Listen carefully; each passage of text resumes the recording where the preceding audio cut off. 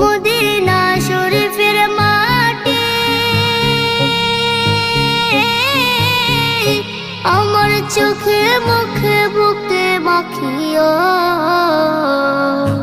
এমন পবিত্র মাটি, এমন পবিত্র মাটি আমার নবীর রওজায়।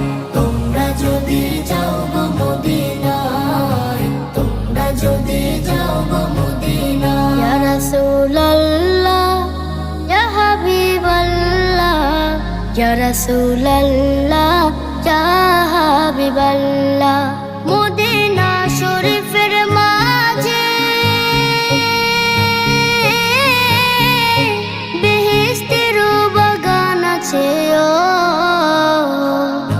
সেই বাগানে শুয়ে আছেন, সেই বাগানে শুয়ে আছেন প্যারা নবী মুস্তাফায়।